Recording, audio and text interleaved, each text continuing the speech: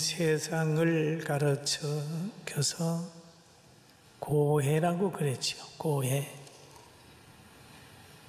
이 고난의 바다, 또 이 바닷가에서 이렇게 바다를 보면 파도가 일지 않을 때는 햇빛에 비추어서 반짝반짝합니다. 은빛이. 그렇게 고요할 수가 없어요. 그런데 바람이 불면 엄청난 무서운 게 육지를 향하여 달려오고 막 배들도 삼키고 그렇습니다. 그런 것처럼 우리가 이 세상에 살아가는 가정 속에 좋을 때도 있지만은 때로는 풍랑이 일어서 경제적으로, 영적으로, 건강으로, 환경으로 그냥 세찬 바람이 불어올 때가 있습니다. 이럴 때에 그것으로 인하여 좌절하고 멸망하는 사람이 있는가 하면 그 고난 속에서 신앙을 가져서 영육간에 성공하는 분들도 종종 봅니다. 지금도 그렇지만 예수님 당시에도 그 동리에 그 정권에 많은 고난이 있었습니다. 아주 어두운 그때에 마지막 선지자 세례 요한이 활동을 했어요. 그때의 왕은 분봉왕 헤롯이었습니다. 그런데 이 헤롯이 자기 직권을 이용을 해가지고 권력을 이용해가지고 자기 동생의 아내 헤로디아를 아내로 맞이합니다. 잘못하는 거예요. 이럴 때에 선지자 세례 요한이 책망을 하는 거예요. 잘못됐다. 그건 아니다. 그렇게 말을 합니다. 그럴 때 헤롯의 마음에는 선지자를 죽이고 싶었지만은 많은 백성들이 그를 신뢰하기 때문에 마음에만 가지고 있었어요. 불편하죠. 또 그의 데리고 온 아내까지 마음에 불편함이 있는 거예요. 왜냐하면 계속해서 잘못됐다고 얘기를 하니까 백성들의 마음에 헤롯을 굉장히 윤리와 도덕적으로 문제가 있는 사람으로 생각을 한 겁니다. 그런 상황이 유지될 때에 헤롯 왕의 생일을 맞이하는 거예요. 그럴 때에 그 헤로디아의 딸이 나와서 춤을 추는 거예요. 얼마나 춤을 멋있게 췄는지 헤롯이 또 가버렸어요. 그래서 그가 말합니다. 마태복음 14장 7절에 이렇게 얘기해요. 헤롯이 뭐라고 그랬죠? 시작. 헤롯이 맹세로 그에게 무엇이든지 달라는 대로 주겠다고 약속하거늘. 그래. 너무 기뻐서 약속을 해. 그때에 그 딸은 그 어머니에게 가가지고 지금 헤롯 왕이 아버지가 이런 걸 준다고 했는데 뭘 요구할까요? 했더니 그 여인이 시키는 거예요. 그러면 너는 세례 요한의 머리를 소반에 담아서 여기서 내게 주소서 하라. 지금 그가 감옥에 있는데 여기서 주소서 하라. 그래서 헤롯이 공개적인 약속을 지키기 위하여 세례 요한의 목을 탁 잘라가지고 소반에 담아가지고 그 여인에게 줍니다. 마태복음 14장 11절 12절에 그런 내용입니다. 그 머리를 소반에 얹어서 그 소녀에게 주니 그가 자기 어머니에게로 가져가니라. 요한의 제자들이 와서 시체를 가져다가 장사하고 가서 예수께 아뢰니라 그랬죠. 예수님은 이 비참한 환경을 본 거예요. 예수님이 그걸 아셨어요. 그러니 예수님이 그 말을 듣고 난 후에 어디로 가느냐? 강야로 가는 겁니다. 강야로 가가지고 복음을 전하는 거예요. 야, 복음을 전할 때에 많은 사람들이 예수님을 따라왔습니다. 많은 사람들이 예수님의 말씀을 들으면서 시간 가는 줄 몰랐어요. 이럴 때에 예수님은 식사 시간이 되는데 그들에게 줄 것이 없는 거예요. 제자들에게 주라고 그랬더니 부족하다고 하는 말만 하는 거예요. 그때에 어린 아이가 낸 물고기 2마리, 보리떡 5개로 예수님이 축사하시고 큰 사람에게 나눠준 거예요. 성경에 보면은 다 배불리 먹고 남은 조각이 12바구니에 차게 거두었으며 많은 먹은 사람은 여자와 아이 외에 5,000명이나 되었더라. 오병이의 기적을 행해가지고 여자와 아이 외에 5,000명이라고 그러면 남자만 5,000명이라는 거예요. 장정만. 이거 얼마나 되겠습니까? 그래 먹고 나도 12방울이가 남는 거예요. 여러분, 바로 강야 같은 현실 속에서도 주님을 따라가면, 주님만 계시면 허기짐을 면하는 겁니다. 할렐루야. 강야 같은 곳에 주님만 따라가면 돼요. 세상을 바라보면 너무 힘들고 그 당시에 헤롯을 바라봐도 너무 분노에 차 있는 거예요.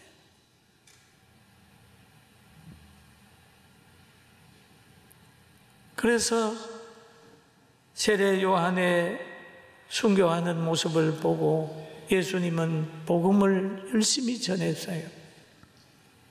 그리고 예수님의 수제자 사도 요한도 요한 3서 1장 2절에 깨닫기를 사랑하는 자여 내 영혼이 잘됨같이 너가 범사에 잘되고 강건하기를 내가 간구하노라 라고 얘기를 하고 있습니다. 여러분, 영혼이 잘되면 다음에 범사가 잘되고 강건한 복이 오는데 이 모든 것들도 하나님 편에서라는 걸 기억하게 되기를 주님의 이름으로 축원합니다. 영육이 잘 되는 선 열매는 단수는 뭡니까? 영혼부터 잘 돼야 되는 거예요. 가난하고 병들고 어려울 때에 믿음 생활하다가 축복을 많이 받은 후에 그 축복을 관리한다고 신앙 내려가 버리면 그는 가난하고 병들었을 때보다 훨씬 더 불행한 사람이 되는 거예요.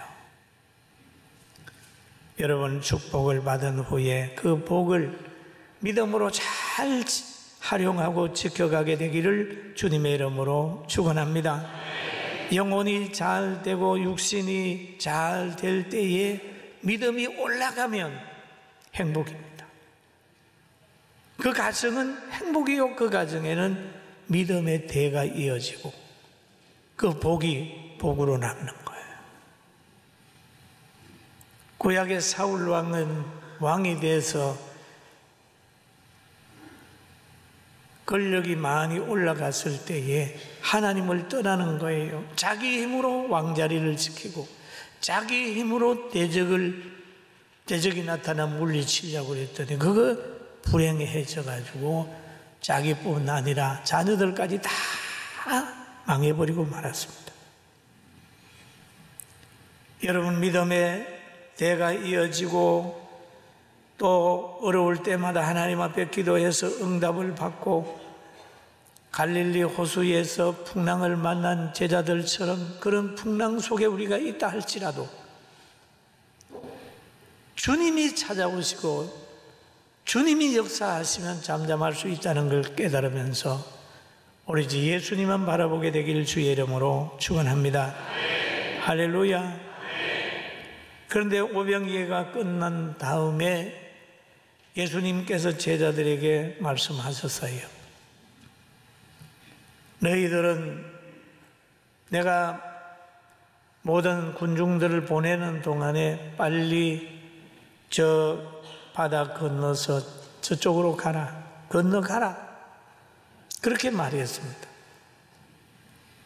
제자들은 예수님의 말씀대로 지금 바다를 건너가는 겁니다. 갈릴리 호수를 건너가는 거예요.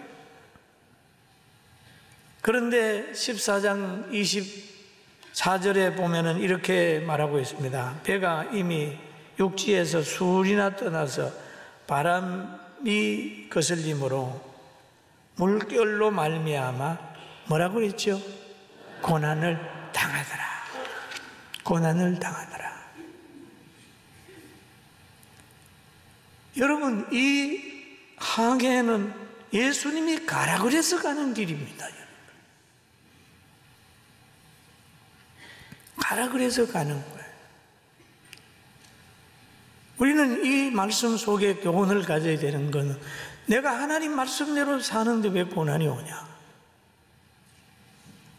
하나님이 시키는 대로 하는데 왜 나에게 이런 일이 오는가?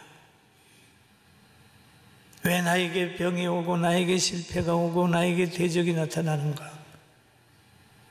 내 마음에 풍랑이 일어나는가? 뭐 이런 생각을 하시는 분이 있는 것을 제가 종종 봅니다. 그러나 이 항해에도 주님이 가라 그래서 가는 거예요. 그런데 풍랑을 만났어요. 엄청 어려움이 있습니다. 그리고 또 보면은 예수님을 보고 그 뜻대로 가면 기적을 체험합니다. 베드로는 예수님을 보고 말합니다. 주여, 만일 주시거든 나를 명하여 땅 위로 걸어오라, 물 위로 걸어오라 하소서. 여러분, 걸어갈 수 있나요? 그런데 예수님을 보고 예수님이 오라 하여 걸어갔더니 베드로가 물 위로 걸어갈 수 있었습니다. 이건 믿음의 행위입니다. 기적입니다. 때로는 믿음으로 시작해서 가는 거예요. 가다가 환경을 보면 빠져버립니다. 그래서 신앙생활 믿음으로 시작을 했다가 환경 보고 돌아서는 사람들이 있어요. 예수님을 보고 걸어가다가 바람이 너무 세게 불고 물결이 확 올라오니 파도가 너무 치니까 베드로의 시선이 어디로 갔느냐? 주님을 바라보는 시선이 환경을 보는 시선으로 간 거예요. 여러분, 우리는 지금 무엇을 보고 있습니까? 우리의 생각과 우리의 시선이 누구를 보고 있습니까? 어떤 나라를 보고 있습니까? 어떤 사람을 보고 있습니까? 편안할 수 없죠. 베드로도 보니까 14장 30절에 이렇게 얘기를 하죠. 같이 한번 읽어봅니다. 바람을 보고 무서워 빠져간 소리 질러 이르되 주여 나를 구원하고 아멘. 바람을 보고 빠져가는지라. 환경의 바람에 의해서 막 일어나는 물결을 보면서 빠져간다. 세상의 지식과 가치관에 붙들려 있는 사람을 보고 신앙이 내려가고 세상에 막 빠져가는 그런 걸 체험할 수 있잖아요. 여러분, 환경을 보면 그때부터 염려의 시작이에요. 걱정의 시작이에요.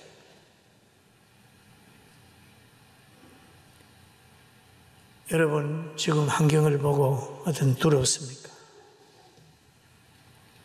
그럼 이때는 어떻게 해야 될까요? 베드로는 빠져가니까 내가 어부 생활할 때에 수영을 좀 배웠다고 거기서 막 후여적거리면서 수영 쳐서 다시 배로 돌아가려고 했을까요? 내가 가지고 있는, 자신이 가지고 있는 경험과 모든 걸 동원해 가지고 그 환경을 벗어나려고 노력했을까요? 베드로는 예수님을 향하여 주여 나를 구원하소서 기도했어요. 할렐루야. 따라합시다. 나를 구원하소서. 나를 구원하소서. 나를 구원하소서. 기도하는 거예요. 나를 구원하소서. 그럴 때에 예수님이 그를 꽉 잡아 순종하고 사는 사람이 환경을 보고 두려워해서 기도할 때 응답이 빨라진다는 거예요. 할렐루야. 응답이 빨라요. 여러분, 고난이 오면 자기의 무능함이 보이고 자기의 연약함이 보이고 그렇게 보이는 거예요. 그래서 예수님이 그를 강하게 잡습니다. 응답을 탁 주여 나를 구원하소서 하니까 예수님이 그를 강 잡았어요. 사랑하는 성도 여러분, 오늘 한국교회 기도해야 될 때, 우리 민족 기도해야 될 때, 믿습니까? 믿습니까? 기도해야 될 때, 기도해야 될 때. 우리 민족에게 분별력을 주소서 기도해야 됩니다. 기도해야 됩니다. 저 신앙의 자유가 북한에게 있기를 놓고 기도해야 됩니다. 할렐루야. 네? 인권이 회복이 되고 경제적으로 회복이 되고 세계 모든 나라에 인정받는 좋은 국가가 되기 위해서 되도록 우린 기도해 줘야 돼요. 회개하지 아니하고 불량 국가로 남는 그 상황에서 우리가 도와주고 사랑하고 하다가 보면 그 나라같이 우리도 세계 속에서 따돌림을 받을 수 있어요. 여러분이 사랑하는 아들이 도저히 사랑할 수 없는 어떤 총각이나 처녀하고 결혼을 했다고 할 때 여러분 어떻게 대하겠습니까? 그래서 우리는 대한민국을 위해 기도하고 저 북한이 신앙에 회개해서 신앙이 회복이 되고 좋은 나라가 되도록 우리는 기도해 줘야 됩니다. 할렐루야. 기도해. 지금 과거를 뭐 따지고 뭐 그러면 도저히 함께 할 수 없는데, 그러나 죄는 미워하되 죄인은 사랑하는 마음으로 기도해 주고 하나님이 우리나라를 세운 그 아름다운 그런 건국의 정신을 가지고 신앙의 자유를 누리는 이 누림이 계속돼서 자자손손 하나님이 축복된 나라가 되도록 우리는 항상 깨어 기도해야 됩니다. 할렐루야. 여기 보니까 베드로가 기도하게 되니까 예수님께서 마태복음 14장 31절에 이렇게 말합니다. 예수께서 즉시 손을 내밀어 그를 붙잡으시며 이르시되 믿음이 작은 자여 왜 의심하느냐. 믿음이 작은 자여 왜 의심하느냐. 너가 나를 보고 오면 올 수 있는데 왜 바람을 보고 두려워하느냐. 믿음이 작은 자라고. 믿음이 작은 자 되지 말고 믿음이 큰 자 됩시다. 그래서 이 말씀 속에 보면은 풍랑 속에서도 이 제자들은 망하지 않았습니다. 이 풍랑을 제자들은 예수님을 다시 재발견하는 기회가 된 겁니다. 할렐루야. 여러분, 혹시 여러분이 지금 어려움 당하고 있습니까? 고린도후서 10장 13절 한번 같이 읽어보십시다. 같이 봅니다. 사람이 감당할 시험 밖에는 너희에게 당할 것이 없나니 오직 하나님은 미쁘사 너희가 감당하지 못한 시험 당함을 허락지 아니하시고 시험을 당할 즈음에 또한 피할 길을 내사 너희를 능히 감당하게 하시느니. 할렐루야. 여러분, 그렇습니다. 시험이 크다고 생각이 들거든 여러분이 큰 사람이라는 것만 알면 됩니다. 도저히 견딜 수 없다고 생각하거든 다시 한번 성경을 보고 자신을 돌아보세요. 충분히 하나님은 감당하지 못할 시험은 주지 않습니다. 여러분, 사랑하는 자녀에게 20kg를 지고 갈 아이에게 100kg 갖다가 얹어 줘가지고 압사시키지 않습니다. 하나님이 사랑하는 자에게 그렇게 망하는 시련을 갖다 주겠어요? 오늘 아픔이나 고통이나 시험이 있다면 감당할 수 있다고 생각하고 환하게 웃으면서 승리하게 되길 주의 이름으로 축원합니다. 그런데 물리로 걸어오신 예수님, 바람과 파도를 잠잠케 하시는 예수님의 능력을 봤어요. 그리고 손을 내밀어서 잡아주는 예수님을 본 겁니다. 그러니까 이런 것을 체험한 다음에 예수님의 제자들의 말이 변했어요. 마태복음 14장 33절에 보니까 한번 같이 한번 봅니다. 배에 있는 사람들이 예수께 절하며 이르되 진실로 하나님의 아들이 소이다 하더라. 그러면 오병이의 기적을 행할 때도 이런 고백을 안 했어요. 또 구약에도 보면은 사르밧 과부가 자기 자녀가 죽은 후에 엘리야를 통하여 그 아이가 살아나니까 하는 말이 있어요. 이제야 당신이 하나님의 사람인 것을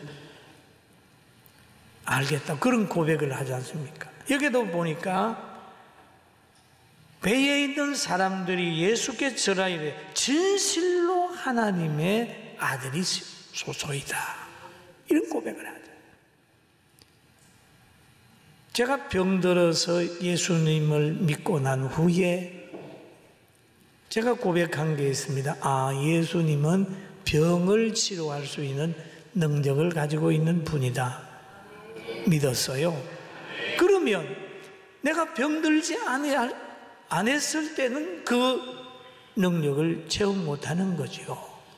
그 병들었던 그때의 그 고난이, 아픔이 평생 동안 제가 하나님을 의지할 수 있는 체험이 된 거예요.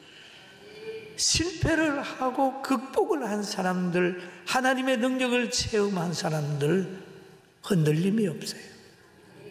사랑하는 성도 여러분, 지금 고난이 찾아와 있습니까? 순종하는 길이라면 주님이 찾아온다는 걸 기억하고 힘써서 주님 잘 섬기기를 주의 이름으로 축원합니다. 그리고 우리 대한민국이 잘 되도록 우리는 하나님으로부터 지혜를 받아가지고 사람을 잘 분별해야 됩니다. 이번에 제가 미국 가서 어느 교회에서 예배를 드리다가 그 담임 목사님이 아주 예화를 하는데 그 예화에 참 의미가 있어서 제가 많이 웃은 일이 있습니다. 어둠에 속한 자는 바른 분별력이 없다라고 하는 얘기를 하면서 이런 얘기를 했어요. 어느 집에 김밥하고 순대하고 오뎅이 있었는데 모든 사람들이 오면 늘 김밥만 찾아서 찾는데 오뎅이 너무 인기가 없어서 오늘 저녁에는 내가 김밥을 좀 손을 봐야 되겠다. 그래가지고 밤에 가서 김밥을 주겠다는 거예요. 오뎅이 가서. 그런데 다음날 아침에 가니까 김밥이 또 나타나서 하는 말이 야, 어제 저녁에 순대가 죽었다. 이렇게 얘기했어요. 그러니까 어둠에 속해 있으면 김밥을 죽이려고 하다가 순대를 죽여요. 어둠에 속해 있으면 진짜인 줄 알고 선택을 했는데 나중에 가면 이상한 사람 선택할 수 있어요. 여러분, 진짜 바른 분별력과 지혜를 가지고 새롭게 되기를 주의 이름으로 축원합니다. 할렐루야.